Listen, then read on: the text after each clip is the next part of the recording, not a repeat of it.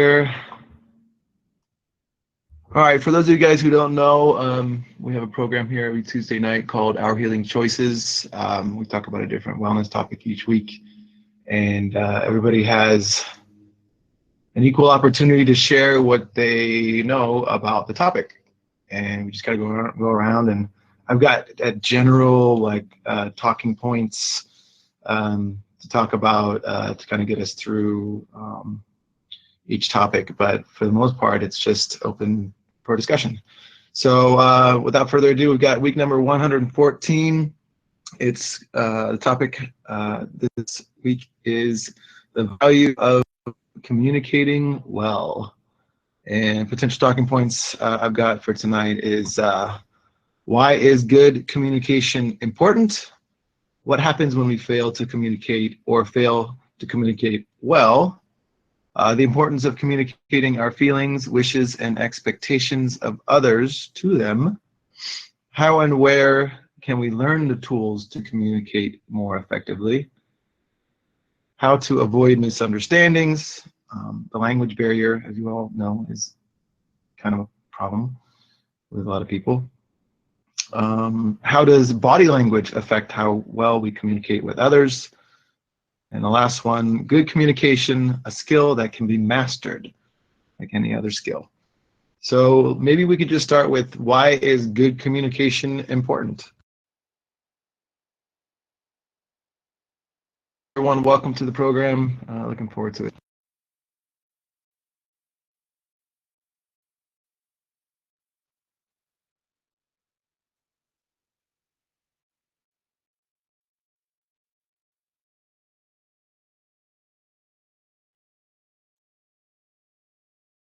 Why is good communication important?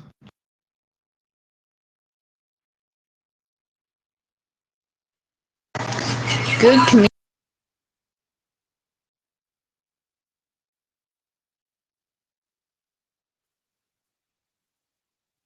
You guys ever heard the term garbage in, garbage out? And that's partly it, I guess, I would say. Good communication, is with the factor of, if you got good communication with someone, they're gonna know how you feel, and nothing gets said wrong with good communication. As long as you're straightforward about everything, then nothing should be misunderstood.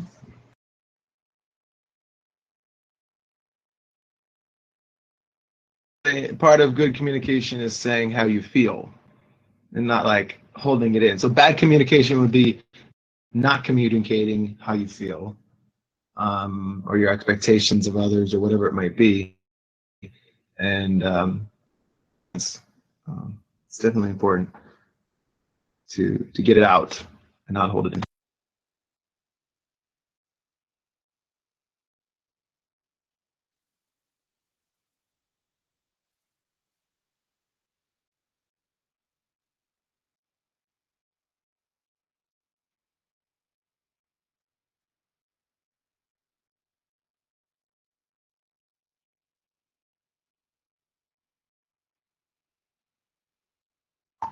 I think one of the things that got people wanting to talk about this was that people tend to not communicate well on Zello. It was like a direct response to like their experience on Zello. Like, people don't know how to express they feel or what they're doing, or they don't communicate at all, and they expect people to know what they're doing or they're talking about. So I think that was part of the reason why people wanted to talk about this. Is it experiences on Zello was like, wait, what are you trying to say? Like, sometimes there's a language barrier, and a lot of times, I guess, on Zellos there's a language barrier, and that can be a huge issue if you're not really good at hearing. You don't hear very well, or you just don't pick up on everything people say. Some people are, I guess, good at understanding people who aren't speaking English very well or whatever. So I don't know. I think it's kind of spawned from Zello. What's going on here?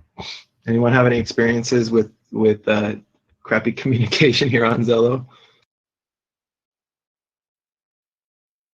Yeah, definitely a lot. Because some people will put their opinion out there, but it might turn from being a positive thing to a negative thing if you take it the wrong way.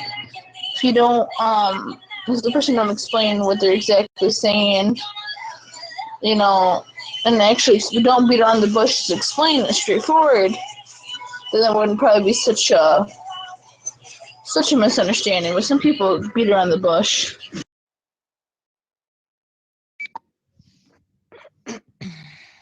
Good morning, Ring of Fire. Good morning, Andrew. Did you talk about me? Cause it did sound like me. Hi, Andrew.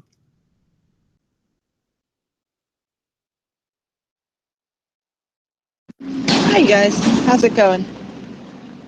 Um, yeah, on the note where some people take things wrong, there is something that we could possibly do about that, which is while we may already express ourselves quite well, try to be impeccable with the way we explain things so that it reduces the chances of people misunderstanding what we're saying and taking it the wrong way.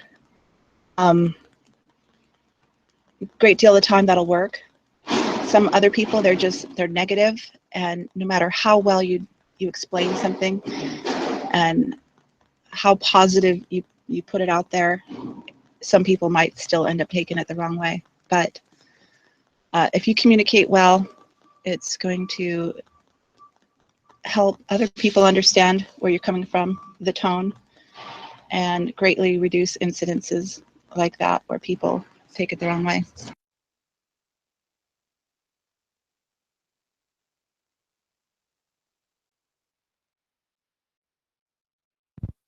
Yeah, it's that whole idea of not beating around the bush, because the more you beat around the bush, the more what you're trying to say gets all foggy, you know. And by the way, how you doing, Handiani? It's good to hear your voice. I haven't heard you in here for a while, so welcome to the program. Yeah. Uh, so yeah, what happens when we fail to communicate or fail to communicate well? Lots can come from that, right? Andrew, my brain is not working yet. I'm draining it. Is that the topic that we have here? Oh my God, I'm exhausted. Yeah. Yeah. Okay. Well, if you think about it, like the kind of people that get into violent fights, with their fists and stuff like that, these people don't actually communicate very well. So they communicate poorly. The other people take it poorly. The other people communicate poorly. They can't express themselves. They can't verbally get out of a confrontation and correct it with finesse and diplomacy and words of meaning. And so violence breaks out because they resort to their basic primal form of communication and try to resolve it that way. Who's stronger, who fights better, and that's it's not the way to go. That's pretty sad. Yeah. Yep. Good morning, Cheryl. Take me as an example. No, not an example of fighting. But anyways, yeah. Sounds like what I have. But my brain is not working that because of that. It's just that I'm too tired. But if that's the topic for this morning, well, that this evening for you, Andrew, that's kind of interesting. I speak broken English. People must be people. Got a lot of people misunderstand me, anyways. Yeah, so I speak slow. Yeah. Oh my gosh, we've got a noisy, untrusted user there. Tone it down, buddy. Um, Yeah, well, on here, nobody can use violence, fortunately, because I know a lot of people would. But there's threats of violence. There's violent talk. You know, there's profanity, and these are all people who can't communicate well. You know, like some untrusted users, we try to explain to them that they need to read some rules, and they don't get it. It's not that we're communicating poorly. It's they understand poorly, and they get frustrated and they tell us to F off or something. That's just one example.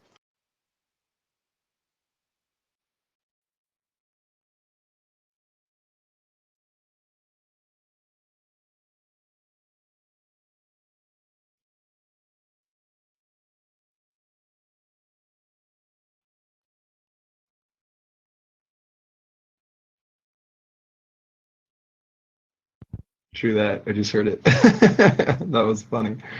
By the way, how you doing, Gerald? How's your day going?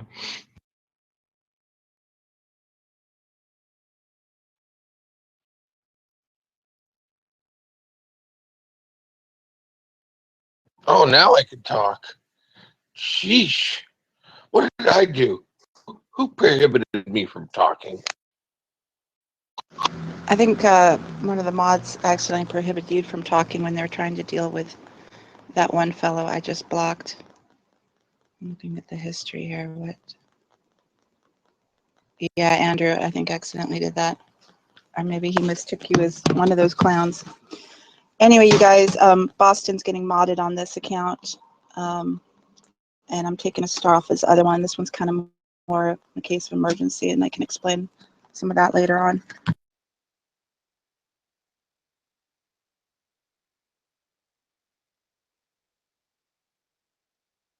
Yeah, so those that have me in their contact under my original username can still keep me. You guys ever need me in my mod account for whatever reason, I can get over here and mod and do what I can do. 90% of the time I will be under my regular account. I have decided this, so hasn't Cheryl. We had a nice deep conversation. Some of my actions and craziness is not tolerable, and I have come to that myself. And in talking with Cheryl, knowing that we are really good friends, and I respect the heck out of her and this channel, so I voluntarily. Boston, sorry to cut you off, but I did say we'll talk about that later. We're kind of in a program, and this doesn't really concern everyone. Yeah, I'll explain that later. But thank you, hun. Oh, I didn't know we were in the middle of a program. I don't pay attention. I'm sorry, guys. Love you all. I'll be here tomorrow. I'm going to switch back over accounts, and I'll let the boss.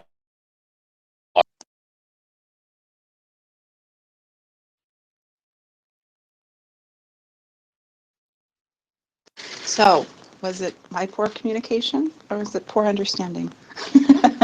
That's my segue back into the topic. Sorry, Boston. No, that was perfect. I don't even know what we're talking about. So. The topic of the night is the value of communicating well. And part of communicating is listening also. It's not just what you say, it's what you hear and how you listen.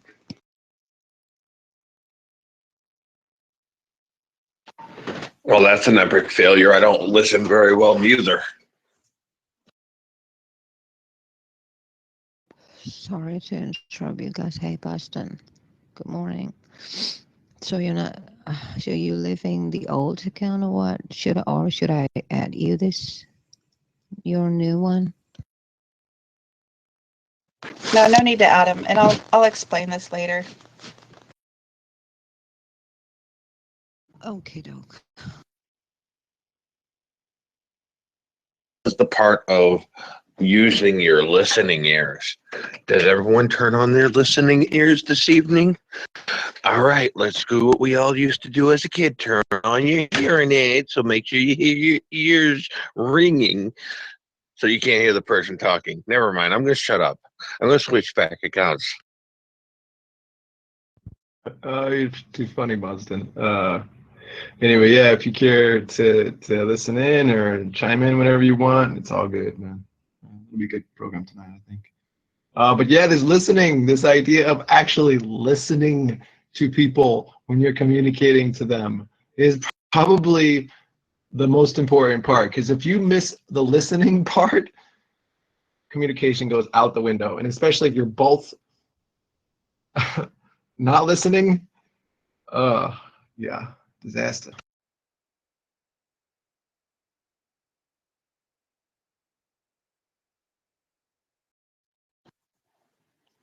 Wow, it's gonna feel weird on this bottom end. Listening and comprehension part. Um, that's, I want to add, if you're a non-English native speaker.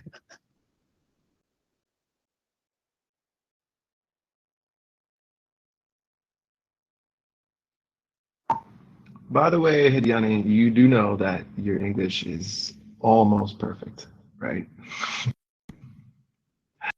You don't have to have the label of a broken English speaker. You're good. Just saying, from someone who may speak clearer English than most, I'd say. I'm just saying you're good. Anyway, I hope your night's going well. I'm sorry. Hope your morning's going well. Hope we didn't wake you up too early. Thank you, Andrew. And need to let you know that I need to re-add you again, because this is my final username. I'm not gonna make a new one. I'm still having the old one, but I'm using this one right now. Anyways, thank you. I'm draining out, really. Just woke up, but I'm exhausted because of yesterday training. But anyways, I'm here.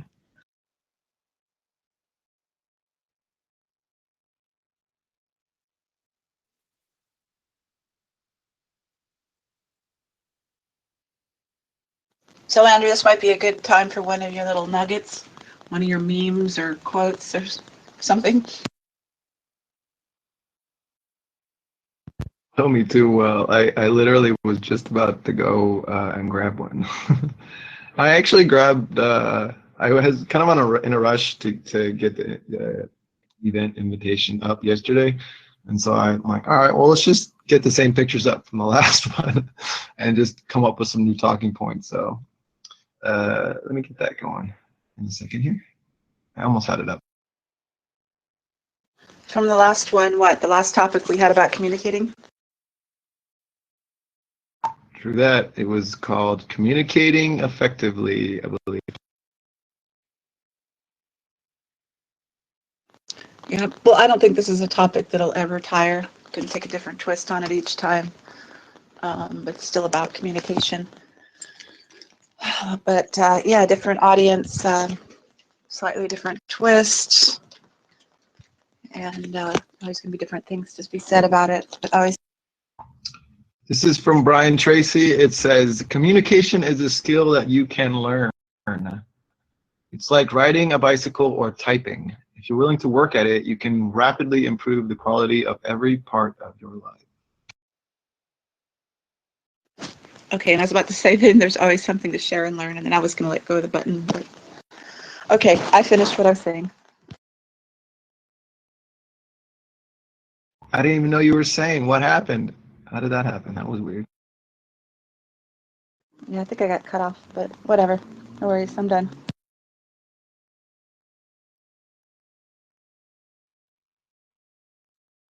That was definitely a Zello glitch on my end because I didn't hear you mic up. I heard you mic up saying something about me grabbing into my box of tricks to come up with one of those memes, and then I thought you unmiked, so maybe somebody cut you off. I don't know.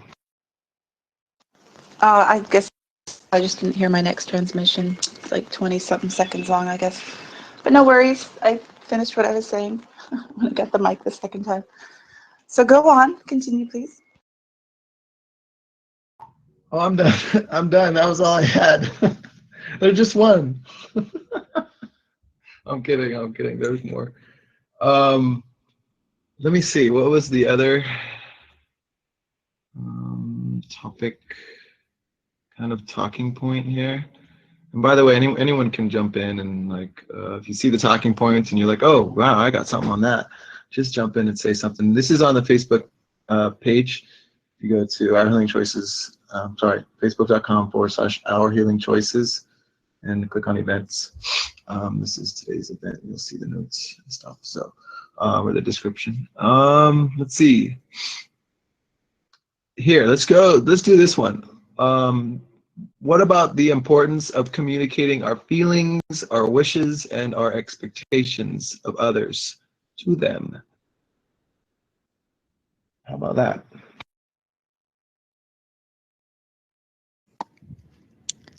Nice. It's still not out of topic. It's still communication topic.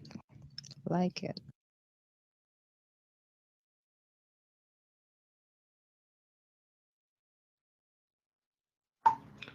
This kind of goes along with something that I usually bring up in this whole idea of expectations.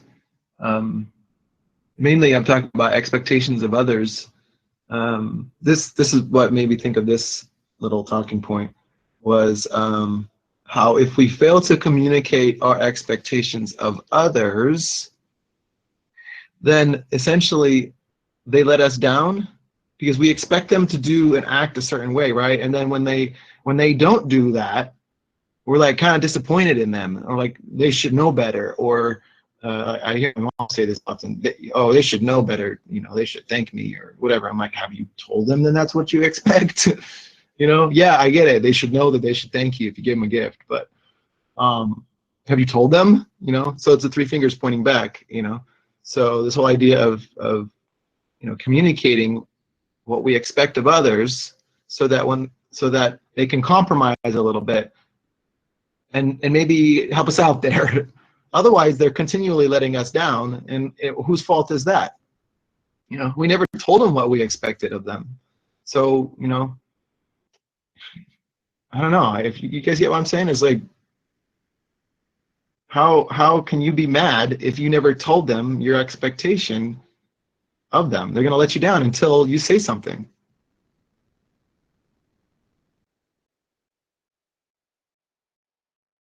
Hello, everybody. What's up? Andrew, I think it's your name. I didn't hear well the Facebook page that you just mentioned.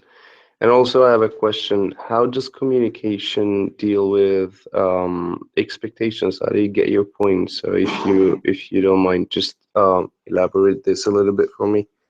And thank you. Oh gosh, I hope I didn't cut you off. Here's a quick thought, Andrew. You could always share a screenshot of your talking points. That's up to you. Might have reasons not to. But yeah, facebook.com/Our Healing Choices is the Facebook page. Great idea, Cheryl. All right, I'm going to do that now, guys. Give me 1 second. I'm switching over to my phone. Hopefully this goes well.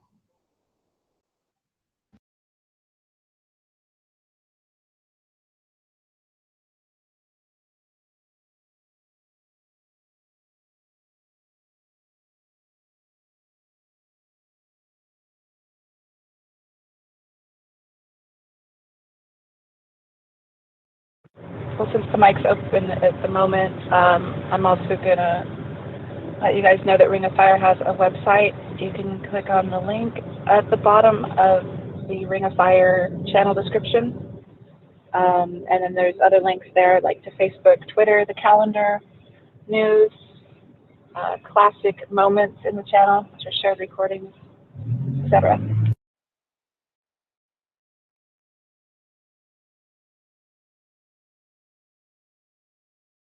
And please like us on Facebook, and then you'll stay abreast of what's going on in Ring of Fire.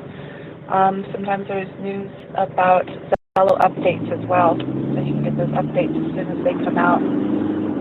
get notified within a day.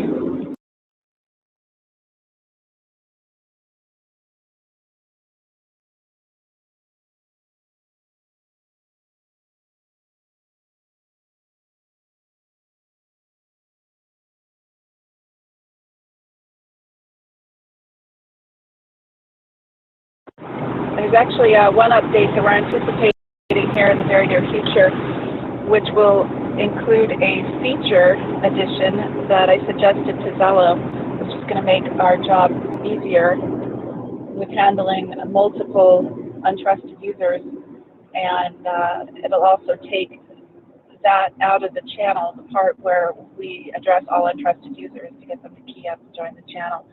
So we won't have to interrupt the channel with that anymore once that feature is available. Nice, very good to hear. Let's see, I was just waiting for you to finish or someone to finish because I switched back to the computer and it doesn't tell me that there's a transmission being received, so I kind of had to wait.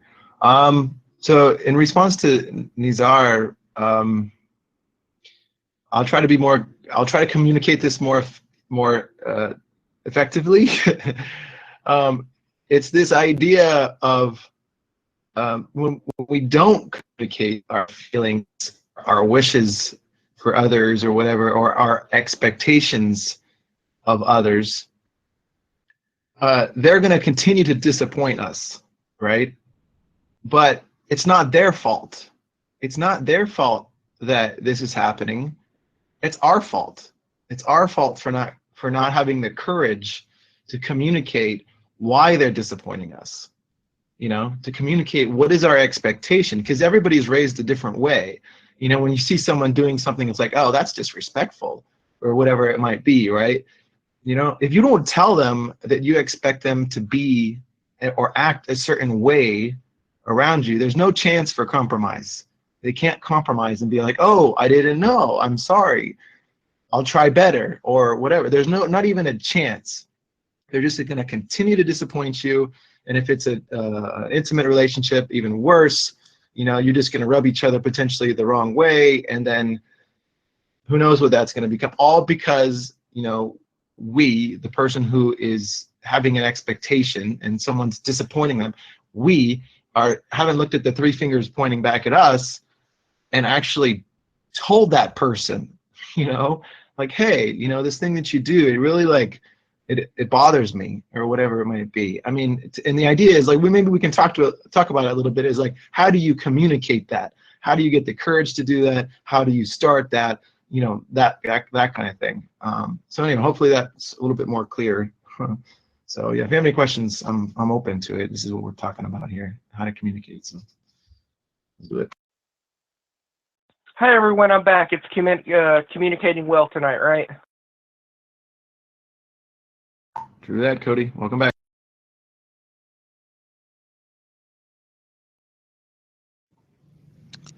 It's just my personal point of view that if I don't get that from other person, that if I feel the expectations, and I would just see me, because I was the one who expect things to turn my way, to turn how I want it to be. So it's gotta be me. It's gotta be me that fail to deliver the expectation that I want. So I'm gonna question myself: did I really deliver it well? So what I'm gonna do is just rephrase it in a simpler way and more direct way. Whatever language I speak, that's what I'm gonna do, I think.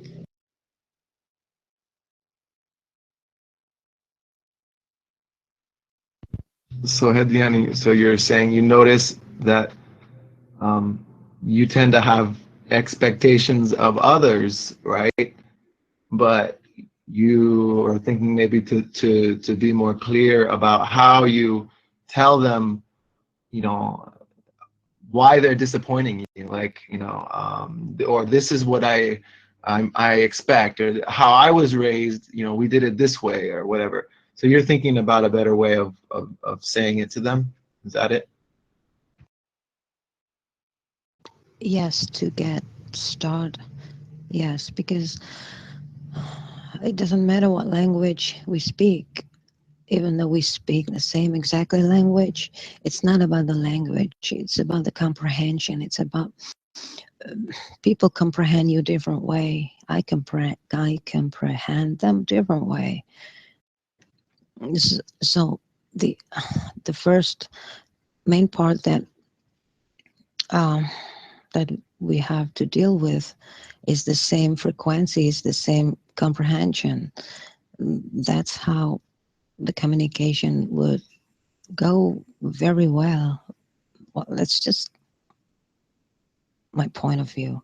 Then that is how, whatever ideas or thoughts that would deliver pretty much smoother, just, better comprehension of each other. And at least they get the idea what I'm talking about. I hope I make sense here.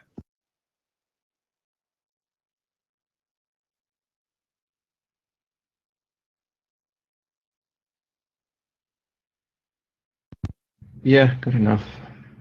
Does anyone have any questions about this whole idea of communicating our feelings, communicating our wishes, communicating our expectations of others? Not to the wall, actually to them. I know it does take courage sometimes, and I would say most times it takes courage. Maybe we could talk about that. Is like, where do you get the courage to say, those things to people? Sometimes we think about like how people normally react to us.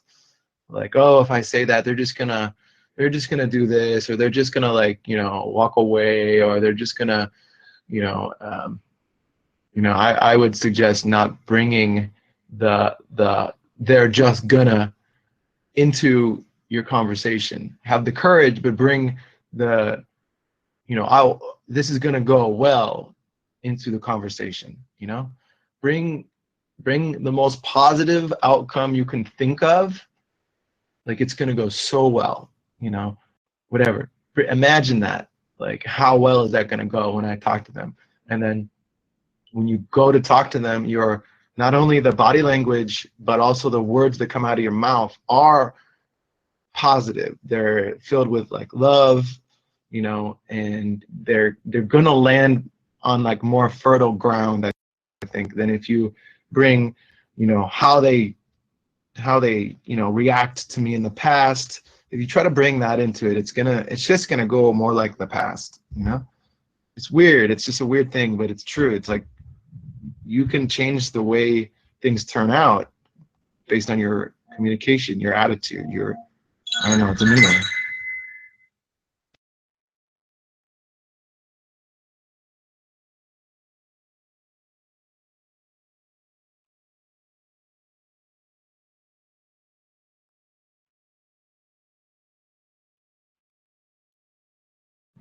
I don't know what's going on. I feel like I'm not hearing everybody.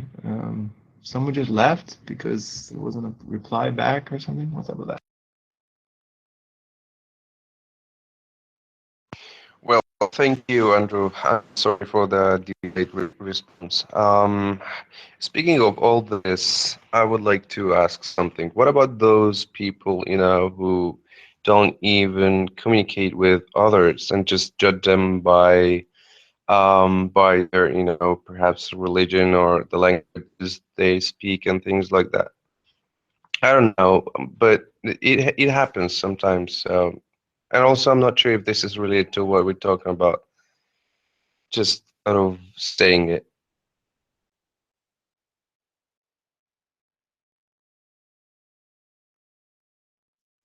Anybody have a thought on that? Judgment? How is judgment? Like, what kind of communication is that? Yeah, like because I know that you're, you're Christian or you're Muslim or you're Jewish or whatever. Without initiating a communication with you, I would bad person or good person or something like that. Not sure if you got my point.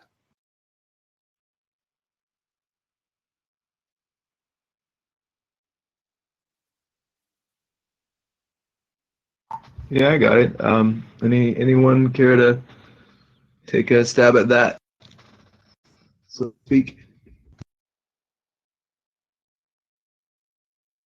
It's okay if you don't think that is related to what we're talking about, so we can skip that part. It's okay. I just was thinking to give others a chance if anybody has any thoughts on that. This is the main thing about this is it's kind of an open forum for us all to kind of chat about it. But if you're asking me if you want my opinion, um, I look at judgment as smoke and mirrors. If you've ever heard of smoke and mirrors, like magic trick, smoke and mirrors, magic is not real. They might make you trick you into thinking that it's real, but it's not. Right? So every time we judge people, it's basically it's smoke and mirrors. We're looking at them. Okay, for instance, a Jewish person. Jewish men usually wear this hat on the back of their head, whatever. I don't know what it's called. I think it's called maybe a yarmulke. I could be wrong, but you could just judge someone by that, right? Just because they're wearing that, you can say, okay, this person believes in X, Y, Z, like, or maybe just X, Judaism, right? That's it, and that's all they believe in, and I'm just going to walk away from this person who seems like they could be pretty interesting to talk to. I'm just going to walk away and imagine that whatever I just thought, that judgment, is who they are, which is a complete lie. Because yes, they could be wearing the hat, but it could be their grandfather's hat, and they're just honoring their grandfather who was Jewish, and they're like, I'm not really Jewish. I just wear it to respect my grandfather. You have no idea until you actually have a conversation with that person who they really are, and that you'll never know the depth of who a person really is. So I look at it that way. Like, judgment is a horrible, horrible means of communication because it's not real. It is a yarmulke. Yes, drag queens taught me that.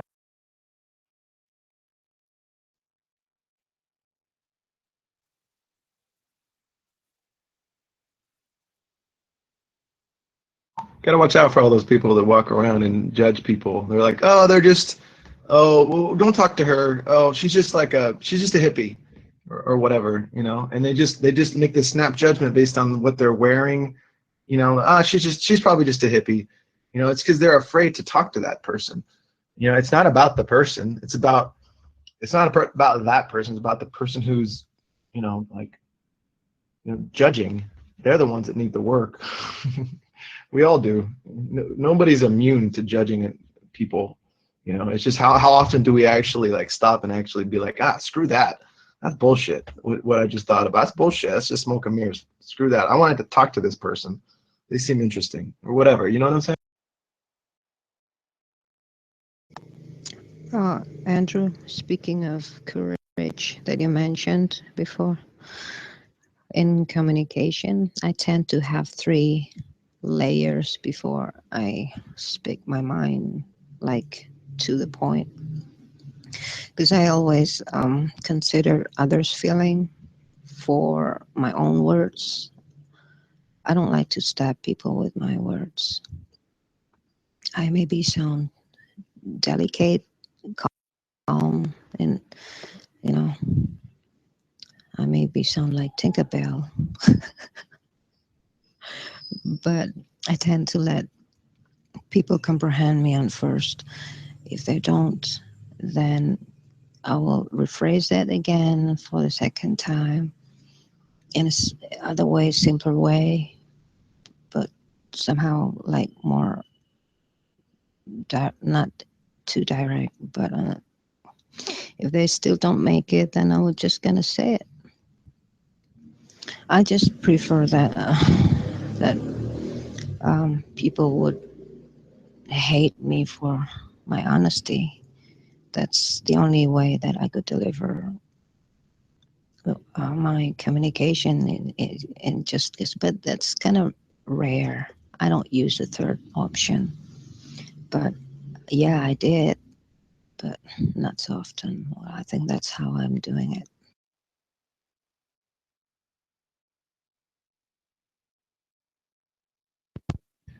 I like that. The one thing that I would have you consider or possibly reconsider is I think it came up a little bit earlier in the program, and this whole idea of I'm trying to think. Lost my train of thought here, but um, the way you were saying, phrasing it nicely, yeah, phrasing it nicely to, you know, not hurt someone's feelings and be considerate of their feelings is in some way not communicating well, because you're trying to, it's nice, but you're trying to kind of beat around the bush, so to speak. I don't know if you've heard that phrase, but by beating around the bush, you're not communicating very well. So, you know, clear communication would be, look, I apologize. I love you, but I need to be honest with you. This, whatever it is, bothers me. You know, as opposed to spending a lot of energy, mental brain energy, to try to make it nice. You know what I'm saying? So I guess there's a fine line there, and you know you'd have to judge that yourself, of course. But maybe try to be nice, but go more towards being honest. I don't know. Exactly, I agree what you said. The second option is the option that I use for the most part to communicate with people, especially with native English speaker. It's not like I don't know how I speak. It is because I know exactly how I speak and how, you know, how hard it is. This I tend to use the second option, not the third one. I could be very direct, but I could also have problems with making it like in control of what I'm saying if I chose the third option. But I would get my idea delivered very fast, but that would stab people's heart. So I always use the second option.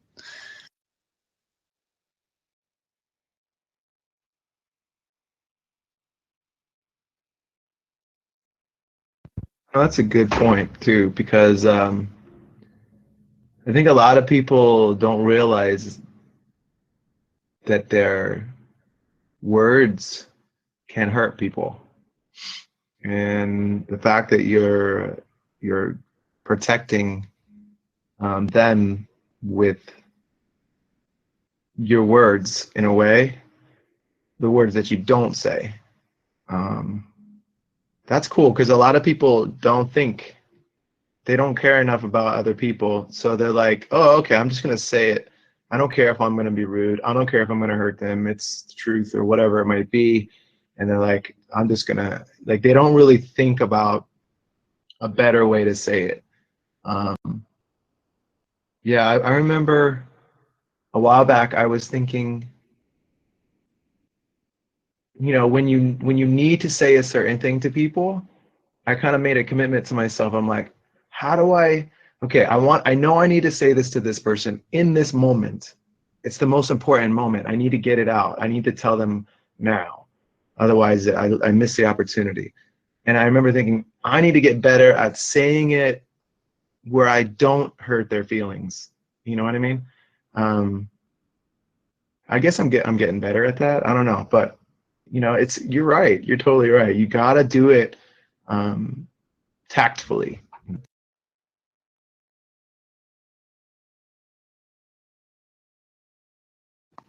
Yeah, But if I got frustrated to the person that I'm trying, sometimes some people trying to avoid the idea. They knew, they knew what's the point. What my point of view, but they just kind of avoid to deal with it. I'm just gonna use the third option. It's just like, okay, I don't care. I'm just being honest. So that's when I got frustrated. I have no choice. Yeah, every situation's unique. Like, some people beat around the bush and some people beat the hell out of the bush. I think every situation deserves its own little dose of finesse to it. So I always try to be respectfully assertive of all of my opinions. Just that's how I am.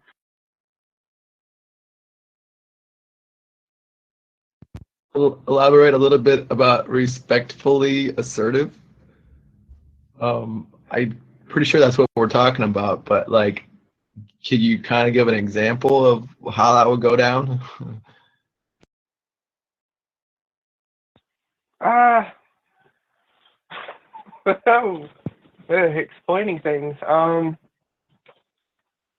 So okay, for an example, I live in the Bible Belt, and I don't know if everybody understands that, but it's this. It's sort of like the equator, but with Jesus. And I'm in the thick of it, and some of my I'm not like most people in Alabama. I guess there are a bunch of people, but I'm a little bit more flamboyant than most, and that doesn't sit well with people. So I don't let myself get trampled, but I'm polite about it. I don't like it. That's hard to explain unless you're doing it, I suppose. I hear what you're saying. It's like, I understand where you're coming from, and I respect your beliefs and your position on life, but I have a different way of seeing things, and I expect you to respect that. I see things differently than you, as I do with you. Like, as I respect you, the fact that you see things different, vice versa, right? So it's like, I get you now, like, respectfully assertive, like, please don't push your beliefs on me, and I won't push my beliefs on you. There you go. I didn't know how to word that correctly. You hit it on the nail. Wow, I know. I thought the Bible Belt was in Oklahoma. I guess every state has their own Bible Belt. No, it like stretches across the southern states. So I guess it'll run across Oklahoma at some point. Well, no, because I was watching what was it, Locked Up one time, and this guy, he was from the Bible Belt, in Oklahoma, and he had like swastikas and all kinds of different tattoos on his freaking forehead.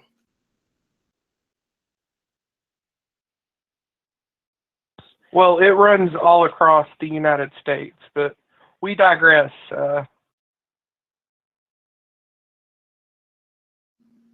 yeah, yep. So yeah, I'm just gonna generally move on.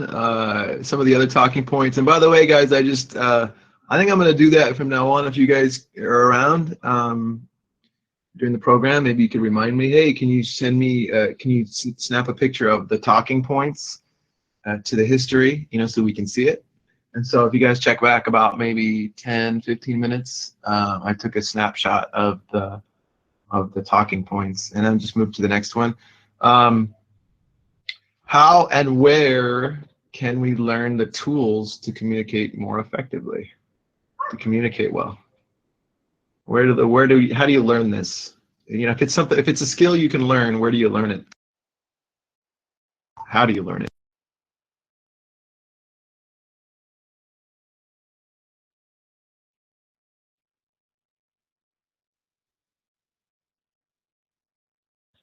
I think it's one of those trial and error type deals.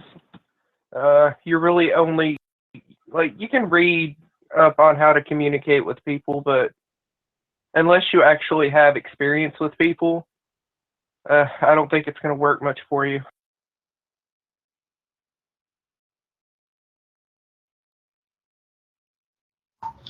Yeah, I agree. I look at it as like I say, like any other skill, you suck. You suck horribly in the beginning. Some people are naturals at, like, if you're a natural at sports, you're gonna pick up on a new sport pretty well. But generally speaking, if you start a new skill, you're like, hey, I want to learn how to play the guitar. Well, guess what? You're gonna suck first.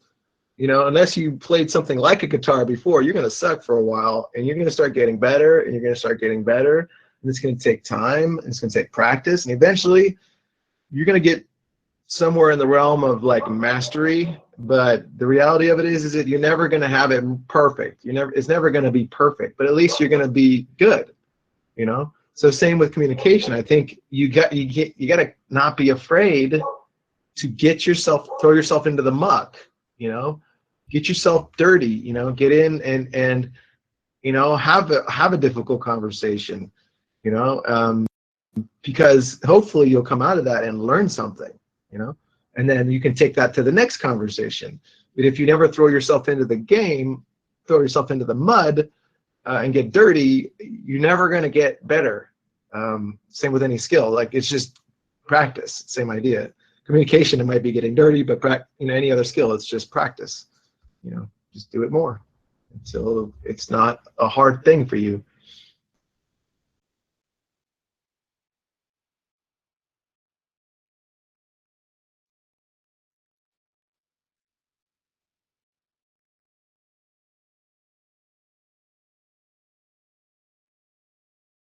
But so where would you think to learn? I mean, if it's a skill and it can be learned, like if you could actually like learn it, like, I don't know, from a book or whatever, where, like, does anyone know of anything? You know, I mean, is there such a thing that you guys can think of where you could actually learn it? I mean, is there a class for this? I don't know. Have you guys heard of anything like this? What's going on, everybody?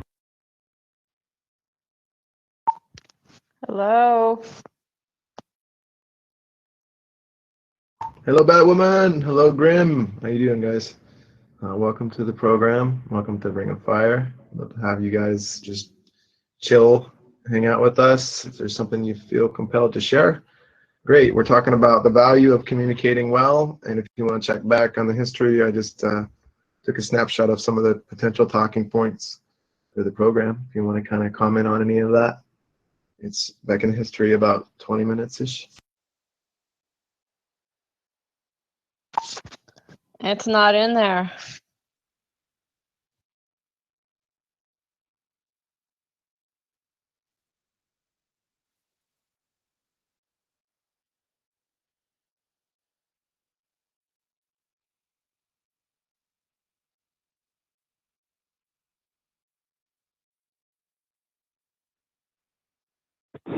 Hi, you guys.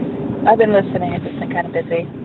And if someone's looking for something in the history and they were not signed into the channel at that time, it will not show up in the history. Yeah, I've noticed, like, Andrew, you tried to skirt away from saying communicating effectively, because that was an old topic, and say communicating well, because that is the topic title. But I don't really have anything to add at this point. So say hi.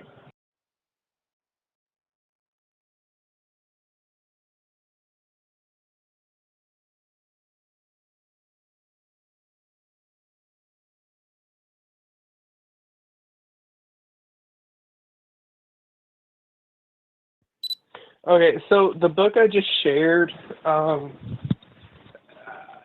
guess, you know, it's 4 speeches, but, you know, that's exactly what we do. We use speech to communicate with each other. And it really helps with, like, there's like a chapter on sort of like talking to stupid people and simplifying everything for them.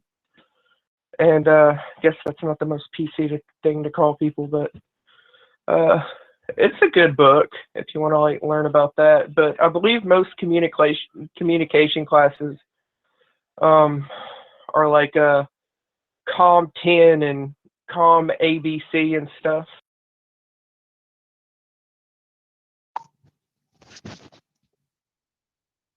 I don't get that. What are you trying to say? We're having a topic on communicating well. Anyway, yeah, I remember something I was going to say is, yeah, I'm sure there are courses. Like I think I've seen them in school programs, like community type of things, programs on good communication. And yeah, there's definitely books on it, communicating verbally and written and both. I read a book on presentations, and though I don't actually give presentations all that much, well, not even at the time I read it anyway. It carries over into other things. You know, even though may not be doing a visual presentation, it's still about communication. So you might be presenting something verbally, and those skills can carry over just as well. Okay.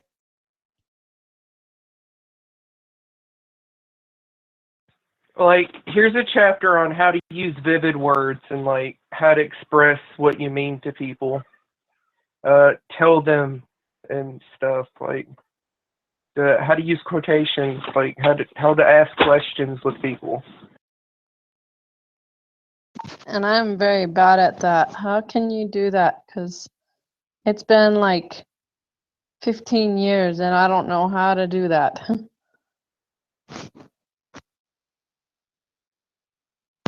Wait, it's been 15 years. You don't know how to do what again? What he was saying with the question mark and the period and the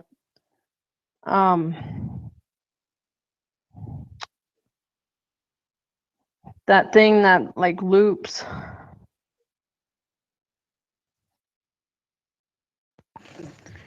Hey, what's the point of chatting on here? I don't really get it. Hey, knock it off. I'm gonna hurt you. You hurt my feelings. Say you're sorry.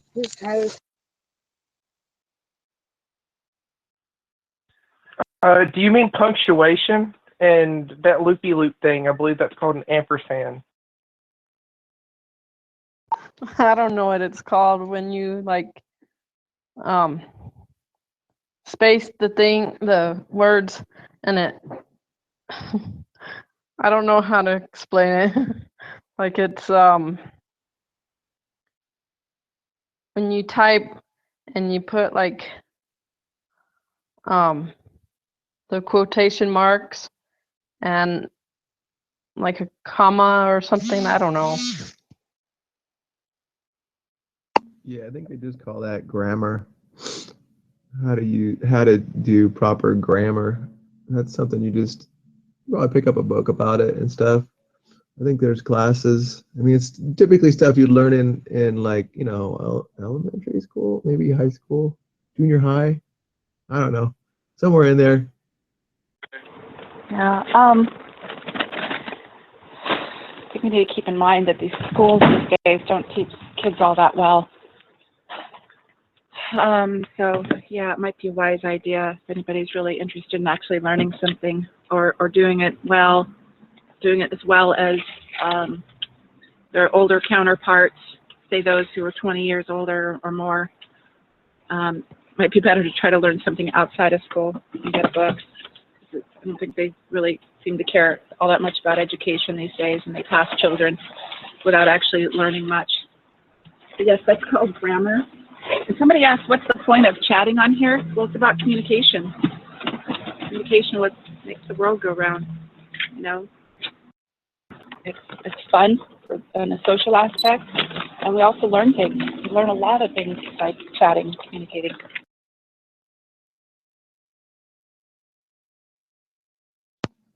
Yeah, you could easily learn a lot of things, especially if you're listening.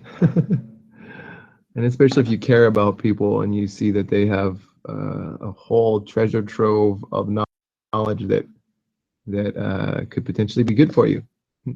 I guess if you weren't listening and you didn't care, none of it would stick. Yeah, my mom didn't want me to communicate with people, and now it's like it's harder for me to socialize with people. Oh, that's a shame to be, encourage someone not to communicate with people and be sociable. Social skills are very important in so many aspects. Being able to communicate. Even in business, you need social skills. You need to know how to be pleasant with people. Small talk, breaking the ice, all that's very important. It's important to get a job, to get a contract, to get along with others. Those skills are important in business. To have relationships, they're important. Whether it's friends or family or a romantic interest or a boss or your coworker, all that stuff's very important. When you lack those skills, it's kind of hard to get around in the world and get what you want and express what's on your mind. Well, I'm not trying to pick on anybody, but I think that's why part of the reason that the disability rate, is up so high. It's just curious, it's because the schools didn't teach people like probably like me. I try to learn a little bit, extend myself up a little bit more, but I still have problems reading, but I try to learn these big words sometimes. Yeah, Serenity, or I don't know how to pronounce your name right, but yeah, my mom, she didn't want me to have friends. When I did have friends, I got in trouble for it. When I got out of high school, she controlled how I didn't need friends, and I moved out because of it, because of her controlling issues and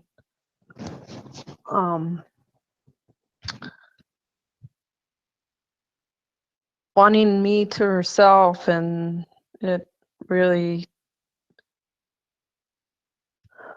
put me on a hold because she didn't want me to be socialized or be how can I put it? She didn't want me to grow or nothing and have my own life or anything. My guess is that out of her fears, she basically put those on you. She's afraid to maybe socialize and have friends, or maybe she didn't have any, so she's putting that on you. And you're probably right to walk away from that. Definitely right to walk away from that. It's sad that your parents would do that, but the fact that you recognized it is like, give you big props for that. You're amazing. Yeah, it sounds like a combination of fears, protection, and selfishness. And it's good to protect your kids, but you can't stunt their growth, and you can't deny them of living up their life. Yeah, it's a shame that you were discouraged like that, and even punished for having relationships. But it sounds like you're an adult now, so you've gotten away from that, and now you are the master of your own ship. And it'll take a while to recover from all that stuff. and find your way and learn the important skills you need in life so that you can have good relationships and have that flourish. But you're definitely going to be set back because of that. But it definitely doesn't mean that you don't have a chance. Yeah, I was gonna say be patient with yourself on that, and don't give up. Don't give up hope that you can get yourself back, to how you want to be. I was thinking about what Cheryl had said about how our ability, or our communication or lack of communication skills would affect us, in friendships and jobs and all kinds of things.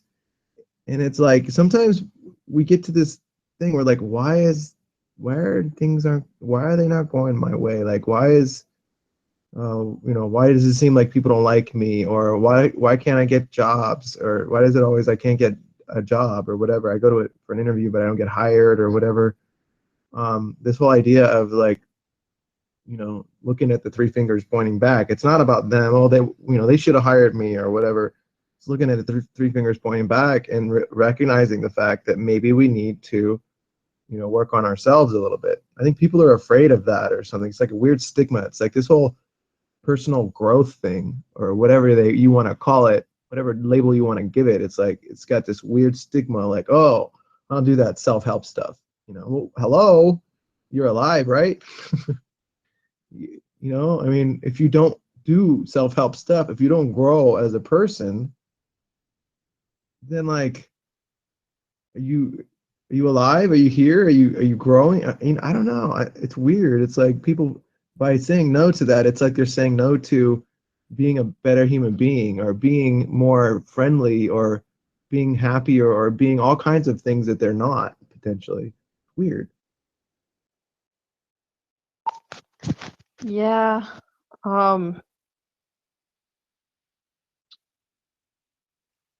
Since I was in, I'd say about 8th grade, my mom basically did my life for me. And then when I hit 9th grade, 10th grade, it was a whole different story. And when I turned 17, I moved out and I lived with her for a while. And then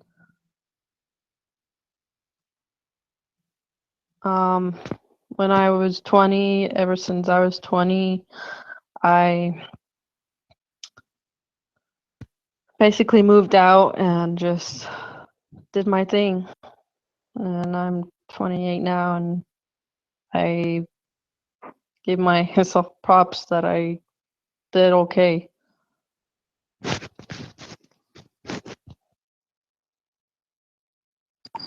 How's it going, everybody?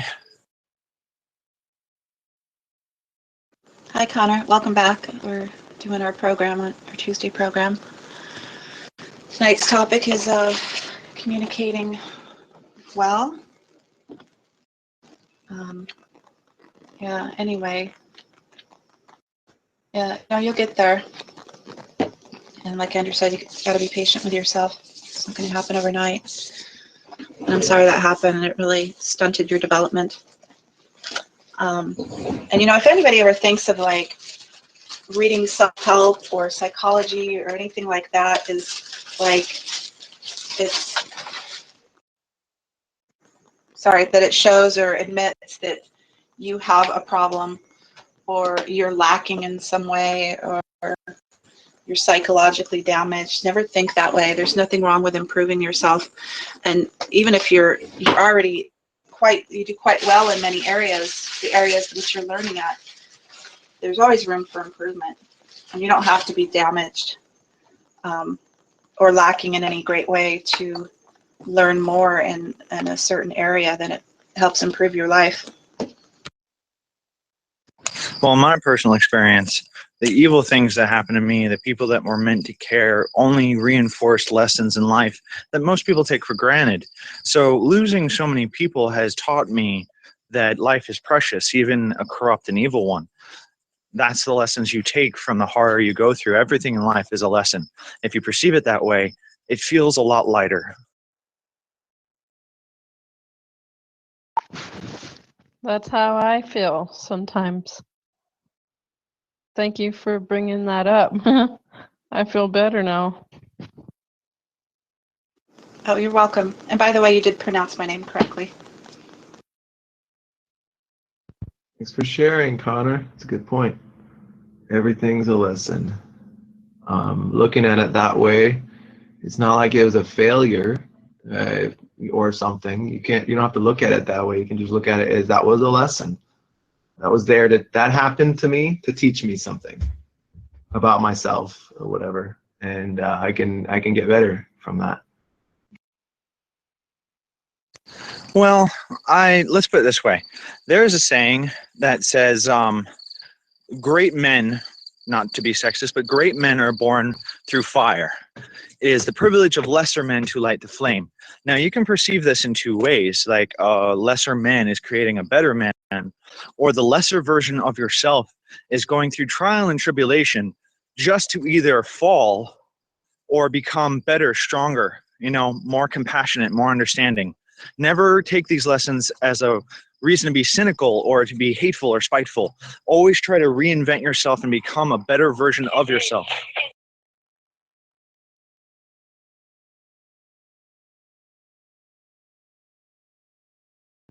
I like that analogy, quote, whatever, about the fire. Very cool. Here's one. It might, but it looks like it may be Lee Iacocca, or I have no idea. I can't read the person's name that well. It says, you can have brilliant ideas, but if you can't get them across, your ideas won't get you anywhere.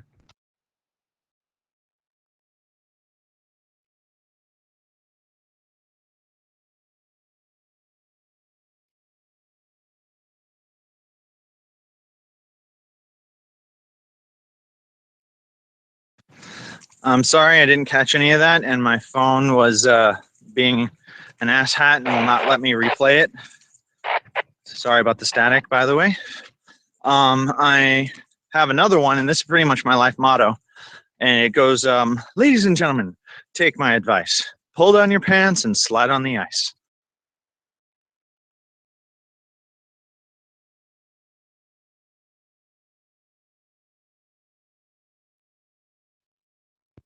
Is there a lesson there? I'm just laughing. I don't know if I get it. Well, the way I perceive it is, take my advice, listen to what I'm saying, pull down your pants and slide on the ice. Take the thing that shields you and just slide along. Don't worry about things and let it go. If people don't understand who you are and what you are, then they have no business in your life. I could be talking completely out of my ass, but that's how I perceive it.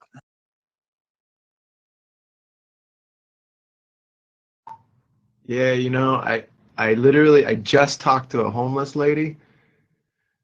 From how she was talking about Section 8 and everything, I could tell she was, maybe she had been homeless at least before. Maybe she wasn't right now, but it was a lot of what she was talking about, and a lot of the homeless people that I've talked to in the past. A lot of what they're talking about is having the pants on, having this protection, having this shield, having this security before they slide down the ice, right?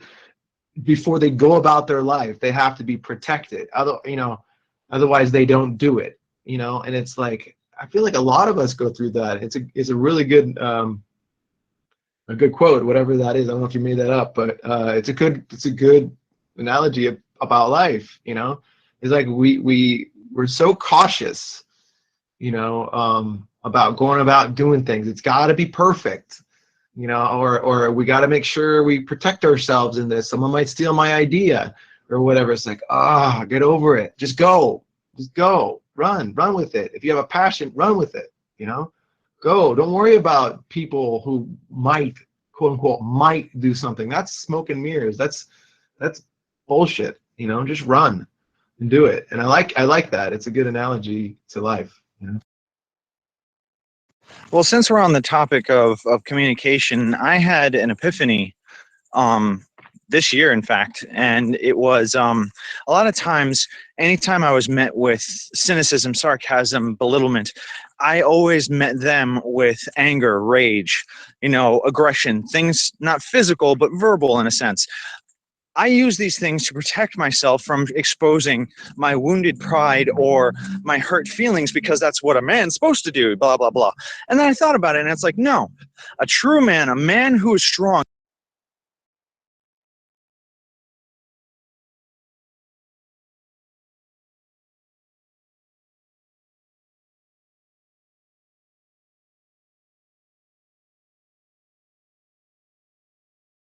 Hunter, you just got cut off. I don't know what happened.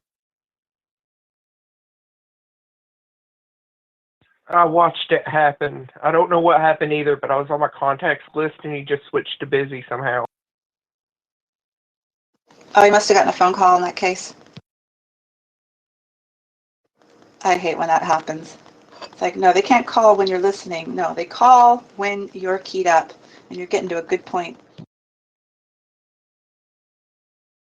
Oh, I didn't know. Okay. I don't usually use the phone when I'm on Zello. So you're saying when someone calls you, it automatically switches Zello to busy? That sucks. It is what it is. I guess it has to.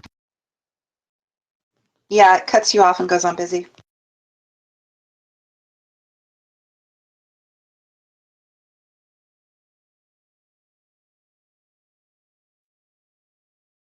All right. Does anyone else have, until Connor gets back and finishes his thought? Does anyone else have any thoughts to how we can learn to communicate well? Like, where can we learn the tools? Like for instance, one that I think of that comes to mind is a YouTube search for simply how to communicate well, or how to communicate effectively, like our last topic. You're right, Cheryl. I am kind of like beating around the bush, trying not to say communicating effectively, but it is the same thing. Different, same day, different story. Same day, different group.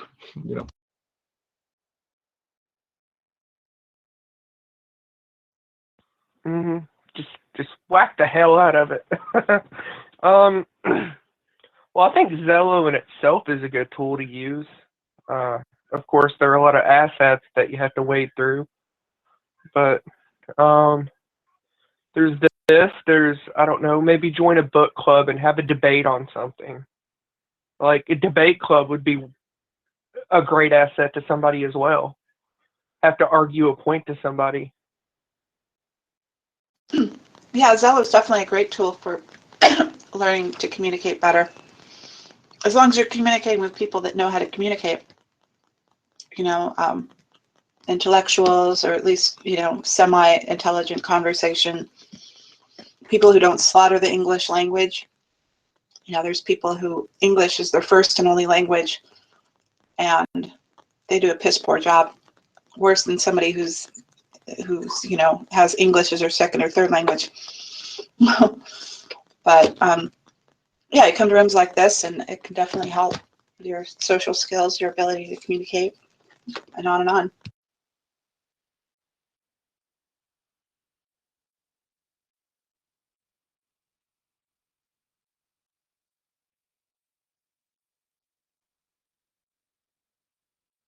Also, in regards to the language barrier, getting on something like Zello, of course, would help you learn a new language. I wish Zello was more international. I could be wrong, but the last time I looked, there weren't a whole lot of channels that were like international, like learn a new language channel, or like speak Russian channel. I don't know. There's probably one that says here, learn Russian, or learn Spanish or whatever.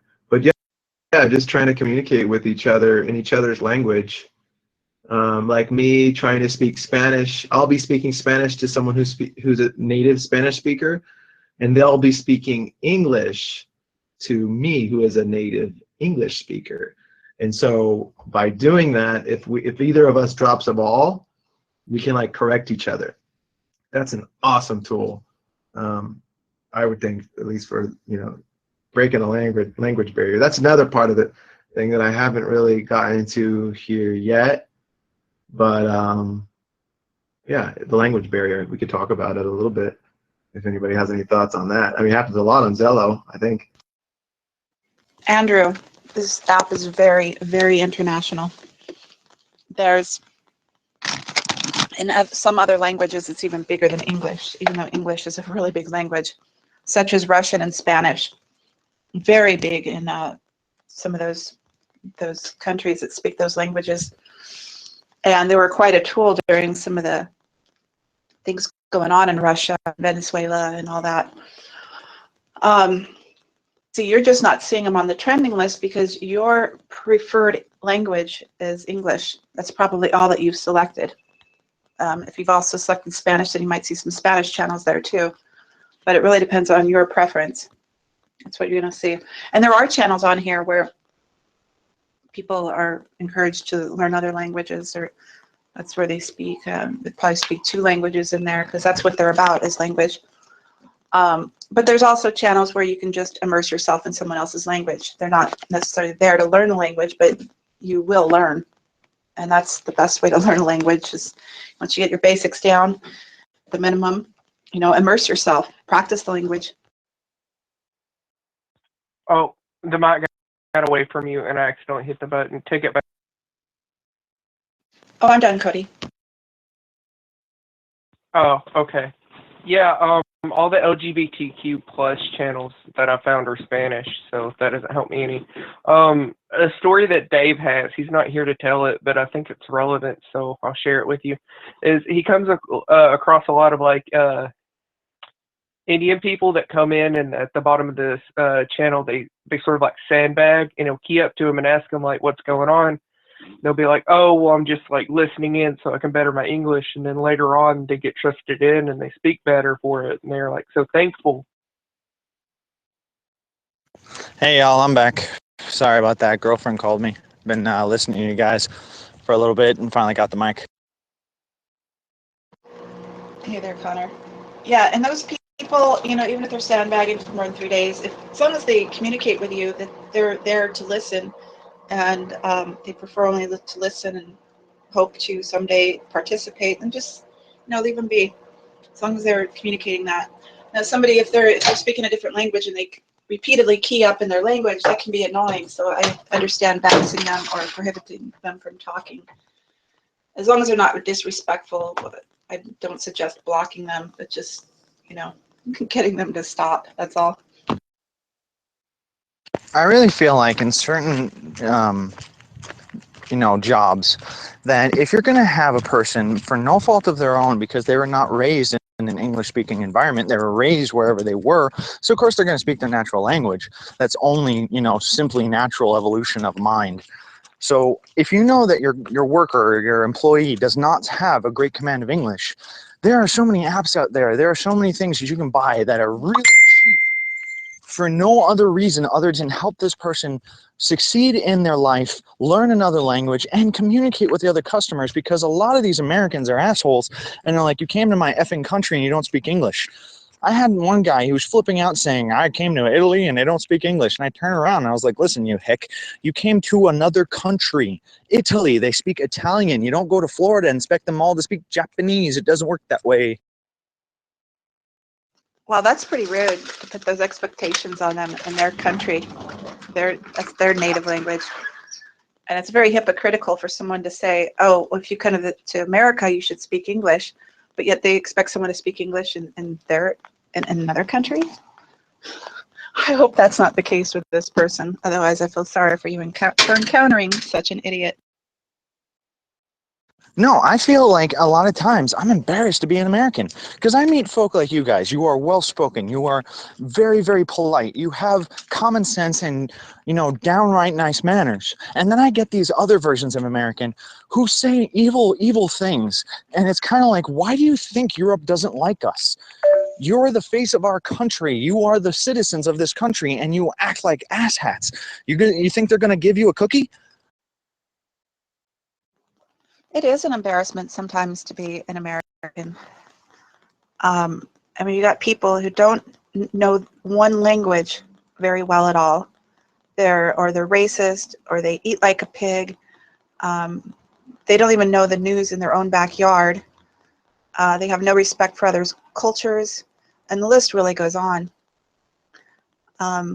Here, I got a story for you. I heard about these people that Americans that went to Italy, and they were riding on a gondola, and the Italians were singing their national anthem, and the American tourists began singing the American anthem over it. What an absolute disgrace. Well, like, I hate it when I hear people say, oh, I hate British folk, or oh, I hate those Russians. And it's like, do you guys realize that when 9/11 happened, the entire royal family, including all their distant relatives, including the entire royal guard, and a shit ton of naturalized citizens in London itself all start singing our national anthem? But you're going to sit there and tell me that they're all snobbish. And yes, a bunch of them are. But you're going to define a bunch of people by where they come from and one individual that you meet. I've met bad people of every race, color, and creed, and I'm not going to judge you guys because a Spanish person cursed me out or a gay person tried to hit on me and didn't take the hint.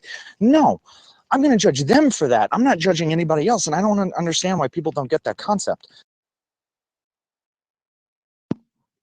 Ignorance. You know, part of lack of communication is just simple ignorance, man. Like, they did not learn the tools of respect, of acceptance. It's just crazy, you know? You have to learn that shit. Like we were just talking about a second ago, is this whole idea of personal development. You know, screw the word. I don't care what label you want to put on that, but that needs to happen if you're going to be like a better person in the world. You have to do that. You know, get over the stigma of like, oh, self-help. Screw that. Just do it. You know, it's you being a better person in the world, and maybe even learning how to be happier. Ooh, imagine that. Well, thank you for reminding me, because my point before was that you cannot start a conversation, any conversation, even one that you find insulting, with pride, with anger, which, you know, retribution on a holy justice level. The only thing you can do is present your feelings unadulterated, unbiased. You know, here's how I feel.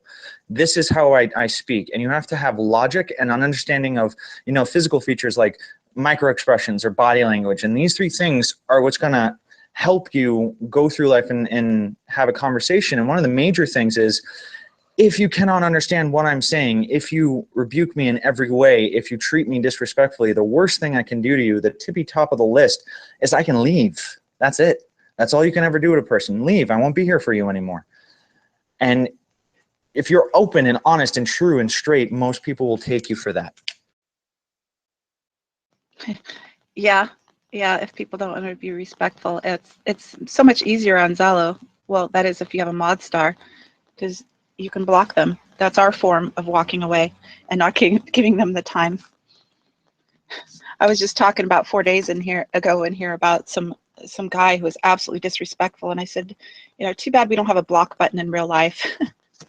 You just make them vanish into the ether. And I gotta leave on this note because I gotta start installing my new TV, because you guys didn't hear what happened to me. The base of my old TV decided to explode. Glass base started to, that was my girlfriend, Nicole. Yeah, glass base decided to explode, so I gotta go take out the old TV, put in the new TV, get it all set up. But yeah, I don't really care about the mod star. I mean, I'm grateful, don't get me wrong, but I will walk away from anyone. I've walked away from rooms. I've told people very calmly, you know what? Have a nice life. I wish you the best. Lose my number. We're done. I can't help you, and because I can't help you, it's killing me. So I'm just gonna walk away, and either you're gonna blow up or you're gonna, fix your life. And if you fix your life, you're always welcome back. Oh, Cheryl, that was me. We were talking about the RC douche. Yeah, no, I know it was you. I don't know if I said someone. I think I probably did. My bad. I wasn't trying to dig into my memory to pull that up. I didn't think it was important, but yeah. You guys all have some great points. Hey guys, what's up? Anyways, for the gentleman who walked in, mucho gusto. Sorry I can't get to know you, but I gotta go do stuff. I don't know what my life is gonna pump out for me, so hopefully I can come back on and chat with you nice folk,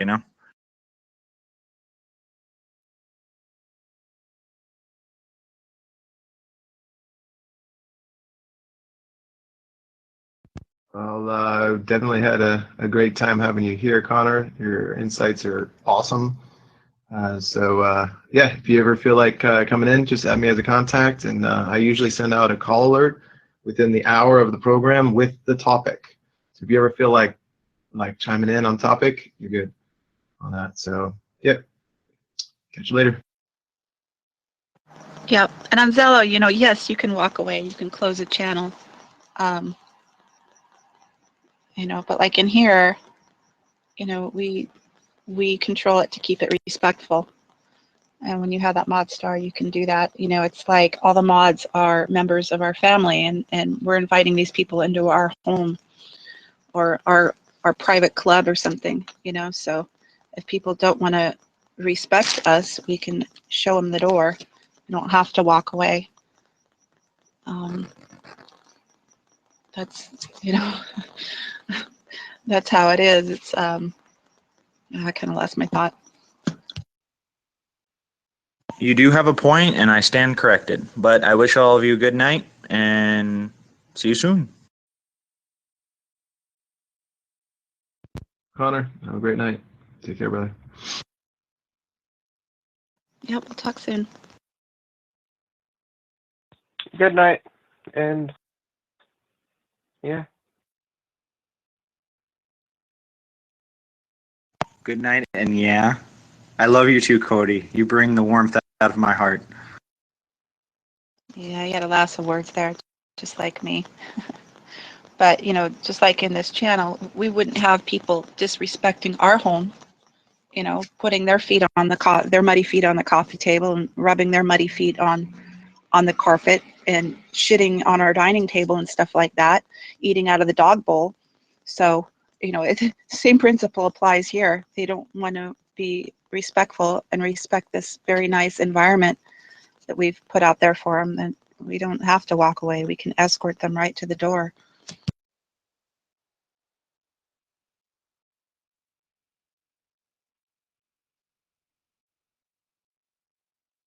Or toss them out of it,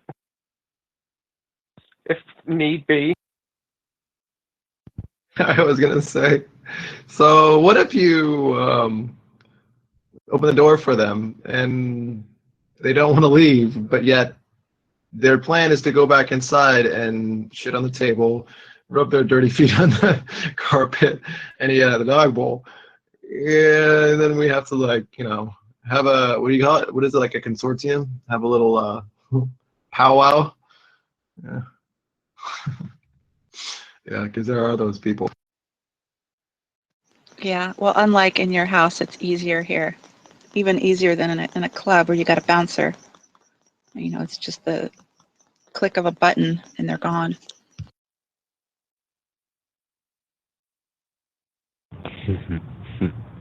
Just throw some napalm on them and cook them down. Until they mod their device and they add themselves back into the room. And then we can block them again. Double the fun. Right, then we got to do it twice. But yeah, sometimes it would be nice if it was that easy in real life. You could be walking away and still these people are shouting crap at you in real life. Here we put a muzzle on them, slap it on them, and don't have to see them again most of the time. Most definitely. It's way easier, almost too easy. But at least Zello has that. I think that's probably what makes Zello so capable as a communication tool, is that there are ways to limit abuse, so to speak. So yeah, I'm just going to move on. One thing we hadn't talked about was how to avoid misunderstandings. How do you avoid that? Like, how does that look? How does that come about in communication? Well, I think communicating as best you can. That's the root of it in simple terms. But real quick, what I was saying along those lines, there's some channels where these mods will use their powers kind of in a way they really shouldn't. Like, just because they don't agree with what someone's saying, they will go ahead and block them, even though they haven't been disrespectful. Not a cool thing. That's not communicating. That's like scattering your toys and running off, or pushing your friend out the door and saying, "So long, F-tard," just because you don't agree with them. See, like here, we don't do that. I've never seen mods do that. We respect people's opinions. As long as they can be respectful, they can express their opinion. It's just an opinion. There's really no right or wrong opinions.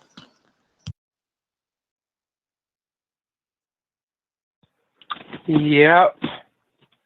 And I don't think that there's any way to actually kind of prevent a misunderstanding other than what Cheryl just said, because some people are just gonna misconstrue like the simplest of things. Like, it's just gonna happen. It's a part of life. We have to accept it sometimes and elaborate on it. Yeah, but once there is a misunderstanding, even though you were impeccable in the way that you communicated, use that great communication to quell the argument or the misunderstanding, or further elaborate and express what it is that's really going on, so that people can understand you. Some people, simple communication, direct communication isn't enough. You think it's enough words, and for most people it may very well be. But sometimes you really need to elaborate, and you got to express it with more words and with different angles. And hopefully that will resolve a misunderstanding and get someone to understand you. Hopefully. Some people aren't reasonable. They want to argue, or they don't want to shut up long enough to listen, to get it right, to understand. Some people talk over you, or they won't listen. Some people just want to argue. They're right, damn it. And I've heard people like that. They'll go on, and it's like, if they would just close their mouth and open their ears for even just a minute or two, they wouldn't have to go on like that, and they would understand what the deal is. Yeah, I was thinking this whole idea of respecting other people's beliefs and opinions is like good communication. And can even prevent a misunderstanding, because there's this essence of like, I love you, even though I don't really accept your belief. Like, I don't have to make it my own, but I don't know what's the word. Like, I allow it, but I don't have to take it in and make it my own. Just having that respect for others could easily prevent a misunderstanding, because I think misunderstandings partly come out of like, I don't want to understand you. like I don't want to like accept this or something like this. I'm resisting in some way. Yeah, that sounds like that respective asserticism. Yeah, well, you don't have to respect someone's opinion or agree with it, but to value what they say or value that they have the right to their opinion. Like that's what matters.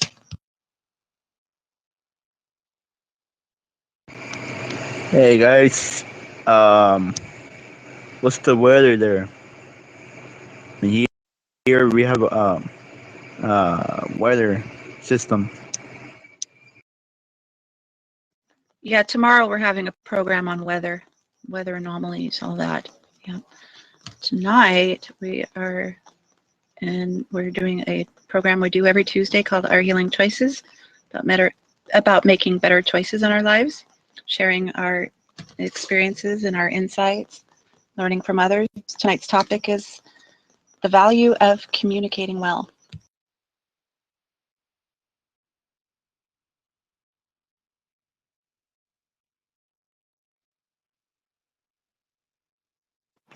And I was kidding about tomorrow having a topic on weather. We can talk about it just about any time that anytime it's open topic. That was funny that she threw in that. Tomorrow night we're having a topic on weather. Yeah, you had me confused. I was like, what? You threw me off there. Like, I have the schedule memorized here, and I was like, what are we going to do? Answer questions about Sharknado? Oh man, too funny, right? Wow, did I really confuse you all? Okay, just to clarify, tomorrow's programs are TV and movie trivia, and then an hour later, we will begin News of the Weird, week 2 of our new program.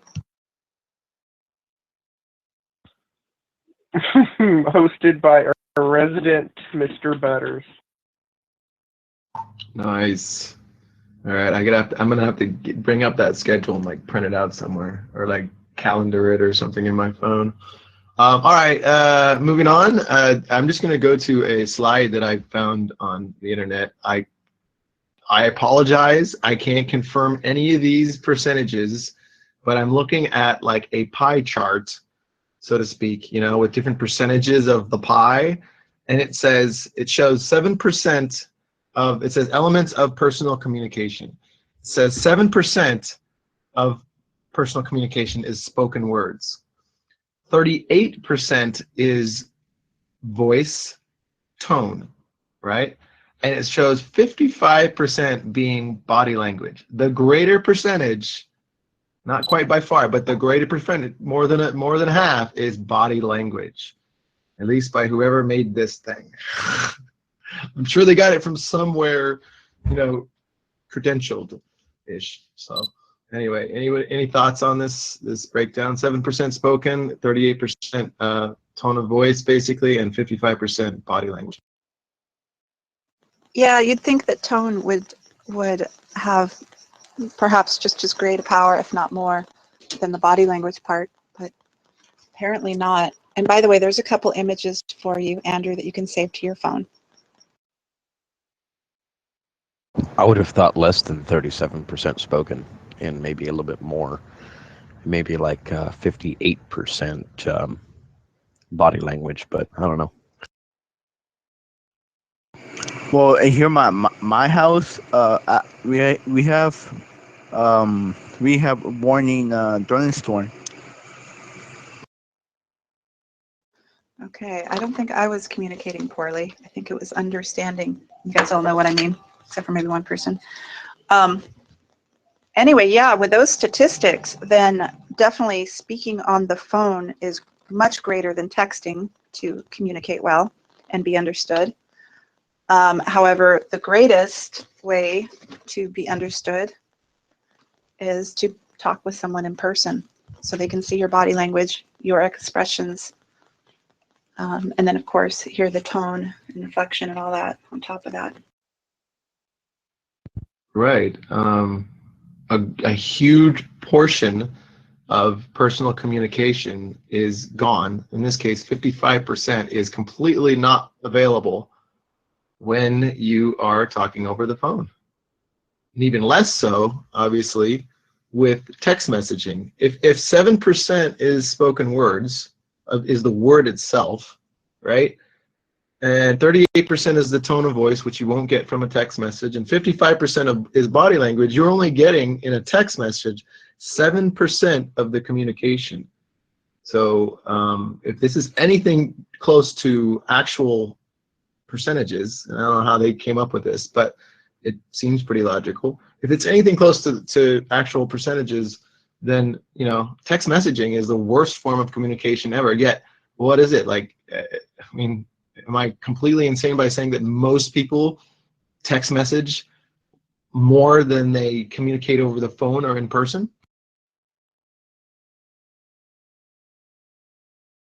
Oh no, that's an absolutely valid statement to make.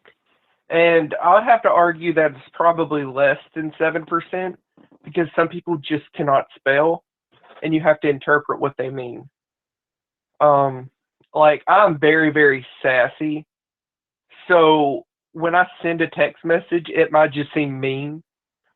And I've gotten in a lot of hot water that way.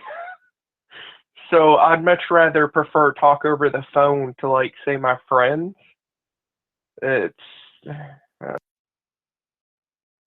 Well, then I would surmise, based on that, that there's a lot of really poor communication going on, and that's sad, And people type more than they ever have before, but it just seems to get worse and worse.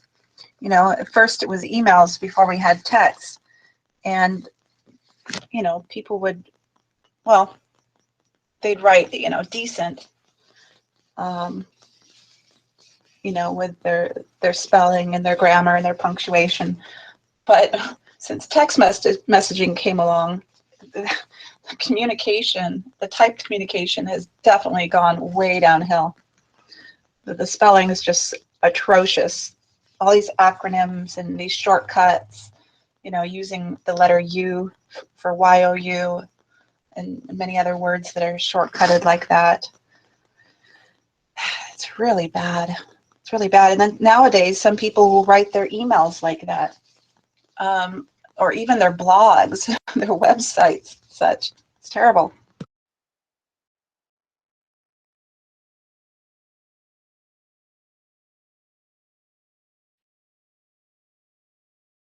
And a poorly communicated or poorly written website. Oh, I don't know. That could be a problem. Yeah, definitely want to check with someone who knows better than you before you post, so to speak. I don't know. Here's another one by Anthony Robbins, Tony Robbins. You guys may have heard of him. He says, to effectively communicate, we must realize that we are all different in the way we perceive the world and use this understanding as a guide to our communication with others. I think that points to the idea of listening to others and trying to understand like the way they see the world, especially if there's different cultures involved and different languages and stuff like this, is that, try to understand people, it's not all about you. Yeah, trying to get into that mindset at least a little bit. Yeah, I was expressing pretty much that same thing to Boston earlier today, is that everybody takes things differently. And so to take that and keep that in mind, I was especially referring to a sense of humor. And it's on the mod tips and procedures and tips page that I have about the humor. Just try to keep it lighthearted, because not everybody's going to take it the way that you meant it. Or maybe they will take it that way, but they don't take it in a positive or funny way.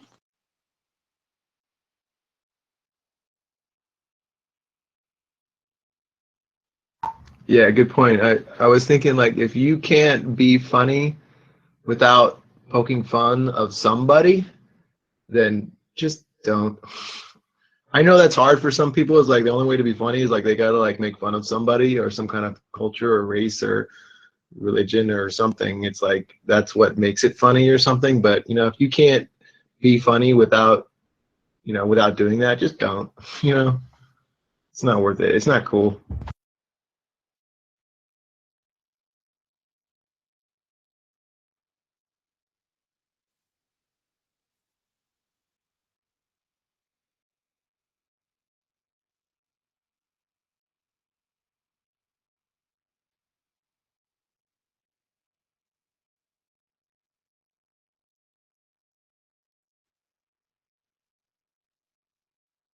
I got another one of these slides that I found.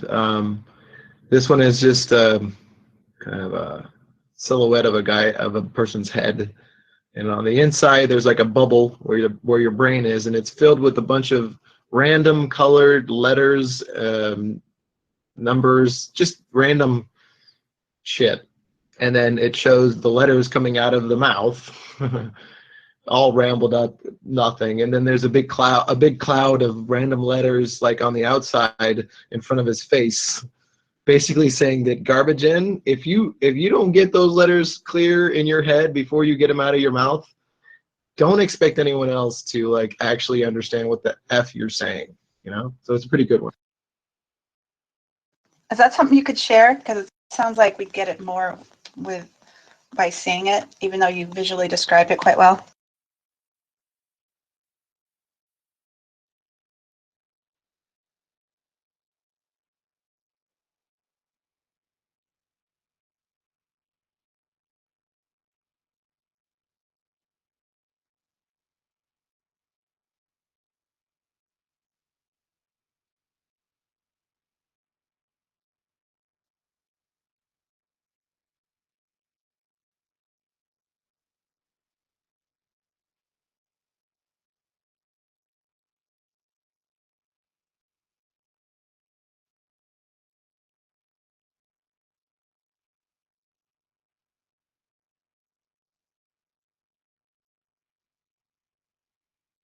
That would be the visual representation of the phrase, adage, whatever they say, garbage in, garbage out.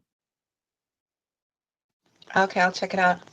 Yeah, you know, there's some parallels in this topic to a topic we had recently about traditional versus modern tools of communication.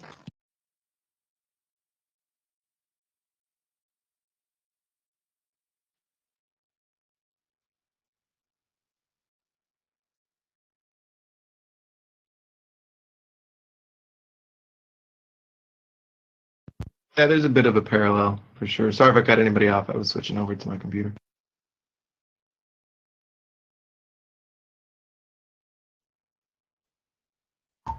Especially in regards to like the whole idea of communicating, that last pie chart thing that I was mentioning, how important actual in-person communication is to actually communicating effectively, clearly, what you're saying. I always wonder, like I watch Shark Tank once in a while, and I always wonder why the shark has to go all the way to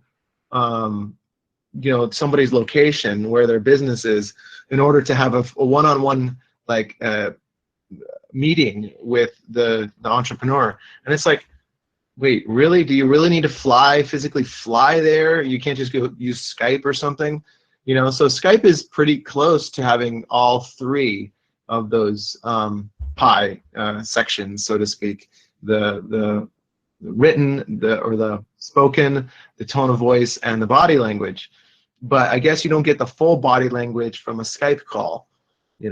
Maybe someone just tightens up, crosses their legs, crosses their arms, after you say something, might tell you, oh shit, all right, now they've shut down, they're not listening anymore, or they don't want to hear this or something, so yeah, I guess there's a bit of a crossover for sure. But at least this shows that even more so that this digital form of communication that we're going down is not necessarily good for us. Well, it's not as good as being there in person, but it is almost. It's the next best thing, and it's a very good substitute for being there in person. And I think if people have the camera positioned so that you can see all or most of the other person's body, or that you display your body, then the body language will be there too. You might miss some of the body language, some of these cues, because you're looking at it on a smaller screen. But you'll pretty much get most of it, the gist of it, especially if you have it on a larger screen. Put it on a big old 52-inch screen or 40-something inch screen, then I think you'll pick up on a lot of the body language, as long as you can see the most or all the body. Yeah, the only problem with that is most of the time, most Skype calls, I'm guessing, are just like, you just get the upper half, which is, that's okay. It's typical. But like I said, I mean, just the whole idea of, oh, I don't know, like I say, crossing the legs, I don't know if that would show something, but just, I think when you combine all of the body language, you get a better picture of what is the body saying, versus not having that at all, or just seeing the upper half of a person to see like what's their body saying to you. Anybody else know much about the whole aspect of body language that they can kind of talk about? They didn't really, brush up on that at all. Maybe you guys have some insights on body language in communication.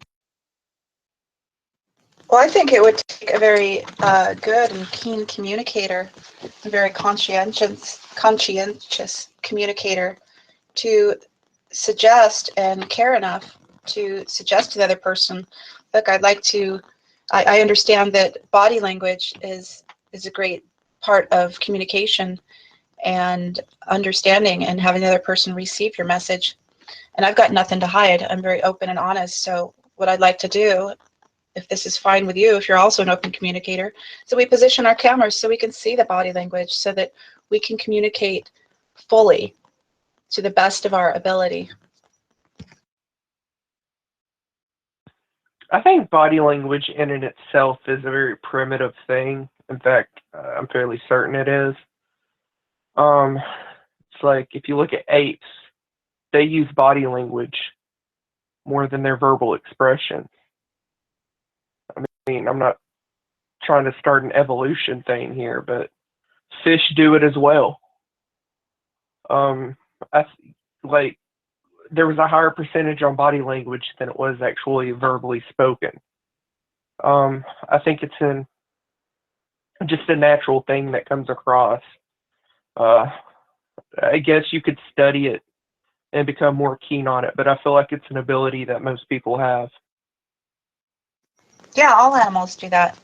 Like fish, like you said, like the betta fish, they'll puff out their gills on the side and try to make themselves appear bigger. A lot of animals will do that. Birds will fluff out their feathers, and the skunk will lift its tail, and the porcupine will raise up its what do you call them? Pine needles, something needles, I guess. Spikes. Yeah, I mean that's to make themselves appear more intimidating, or to show that they mean business, to show that they're angry, that they're being, their tempers are flaring, whatever it is. But then there's a lot more subtle cues too. I guess I could go on and on, but it's kind of redundant at this point. Pointless. You guys get it. So that's to say that if the majority, the greater part of communication is body language, then it would be a good idea for us, even if it wasn't the majority, even if it was less than 50% was body language, even if it's close to 50%, that would make it like, do you learn body language, how to read body language in school? Probably not, right? How many of us have actually learned that? Is it intuitive? Is it ingrained in our DNA? Or like any skill, like communication as a whole, can you learn body language? Of course, right? I mean, we could look it up on YouTube. I don't know what the search would be. Maybe like how to read body language, or body language 101. Maybe there's an actual class. Who knows, right? There's probably books out there about reading body language and stuff like that. So if that's a good portion of communication, it behooves us all to maybe learn a little bit about it. Oh, there's tons of literature on reading body language. Absolutely. But I think a lot of it's an innate skill too. It's something that develops early on, but we can definitely become more keen at it. And you read some of this material, you realize there's so much more that we've been missing. Cheryl, I believe they're called quills. porcupine's quills. Or I was thinking spines. Porcupine spines. I don't know. Yeah, you're right. It's quills. Thank you. I couldn't think of it at the time.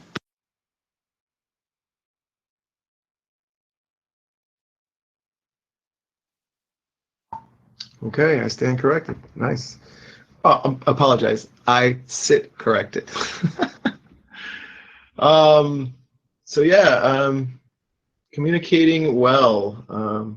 Essentially, it's a skill that can be mastered like any other skill.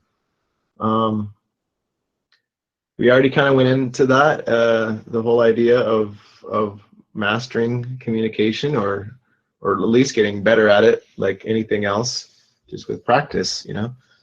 Does anyone have any final thoughts about the topic, at least, before we wrap this up? Because it's going on, we're a little after the usual end time here, which generally 2 hours. So, any final thoughts about communication? Anything you've heard? Any books? Oh, I was going to mention a book called How to Win Friends and Influence People. I had written it down, but I forgot to mention it. That's another good book about how to communicate well, really. This whole idea of how to win friends and influence people has everything to do with communicating well and being kind. And there's all kinds of great nuggets in that book if you guys haven't heard of it or read it. I think that's by, it's a Nightingale Conant or something. Forget the actual author, but it's a good book, great book. Andrew, didn't mean to step on you, but you were cutting off, I think. Yeah, I'm sorry that I have not contributed enough in your topic this time, because I've been like back and forth, getting myself ready to go. I got my bioenergy evaluation right now, so I'm just going to sign off from the channel for a bit. Thanks for the topic. I could have shared a little bit, but I didn't, so I'm sorry. Because I've been in a abusive communication. I could have shared that, but well, maybe next time.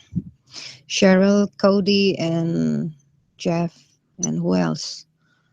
Anonymous, maybe he's not listening, but anyways, I gotta go. Cheryl, wish me luck. I would pass on this evaluation today. No, not wish me luck. Pray for me, please. I just have my heart pounding right now. But anyways, have a nice chat, you guys, and I'll talk to you all later, soon, whenever I get done. Bye for now. All right, Heidi, take it easy, and thanks for joining us. And there's no minimum requirement of participation when you're signed into the channel during these programs. We appreciate all of your input. Yeah, so anyway, take care and best of luck with all that. Yeah, for sure, Eliani. Nice to have you here. Again, hey, you know, you spoke up more than some people. Some people might wish they did. You did, so very grateful for that. You have a good night and good luck with your test or whatever it is. I could give you some tips on that. I just have to think of it. And I'll get back to you. Anyway, take care. Have a great day. You too. Bye.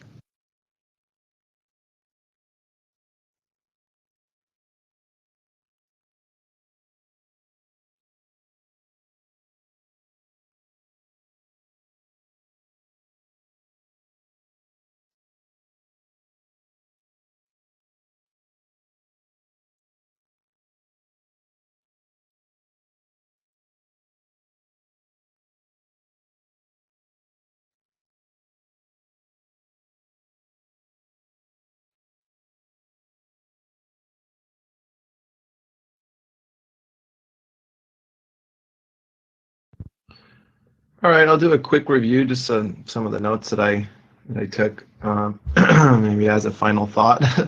And if anybody has anything else, by all means, mic up. Maybe something I say here can give you some final thought on the topic. But we talked about the idea of not beating around the bush, you know, getting being more clear and to the point can help.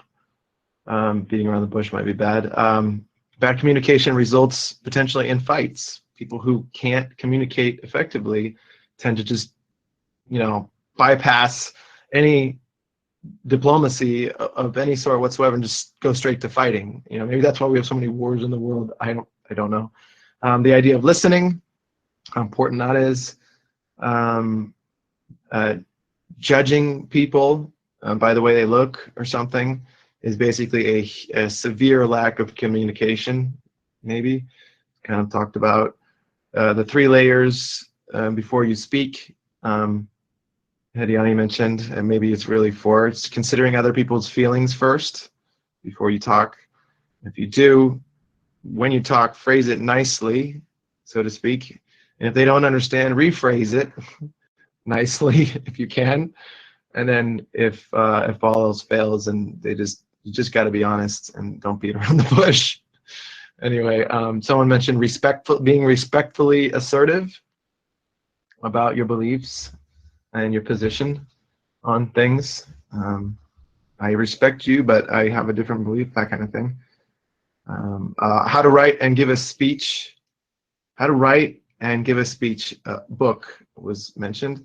How to Win Friends and Influence People book. There was We Think It's Others in regards to getting a job, or not getting what we want or whatever, people not liking us, but it's really, we have to look at the 3 fingers pointing back to potentially our lack of communication skills and dealing with people.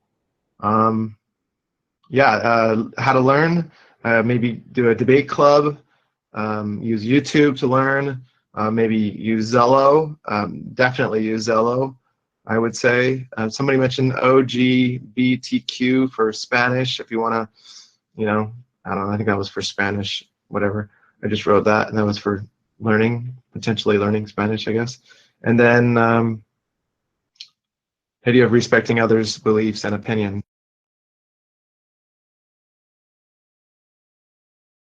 Yeah, I was done, I think, anyway.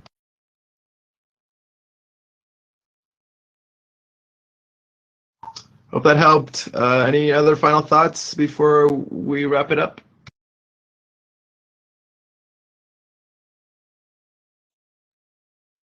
Nothing that I can think of. Sorry, I'm just out of breath. It's all good, Graham.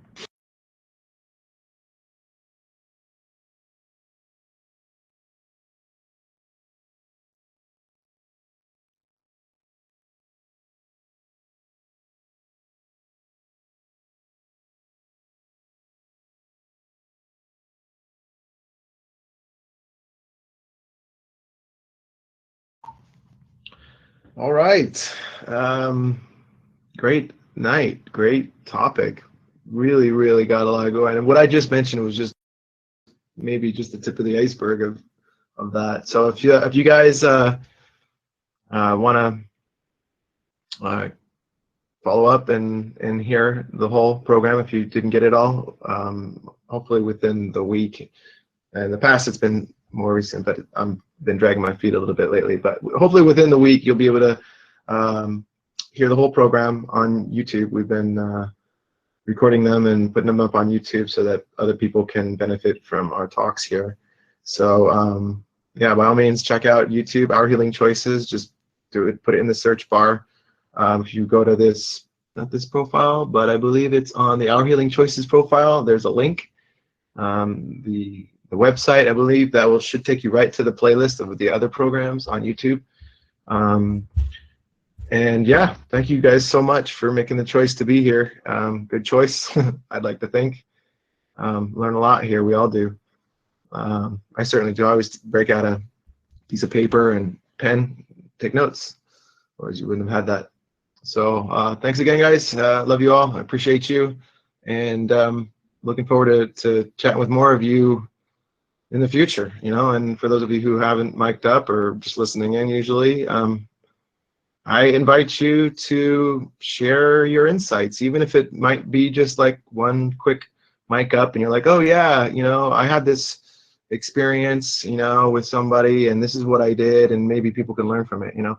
So, you know, don't be shy, even if it's just miking up, and even if you just say, oh, I'm just miking up for this, I'm just kind of listening, and that's fine. We respect that. So good stuff, guys. Hope you all have a great night. We're going to go ahead and move into picking a new topic. So if you guys have any thoughts on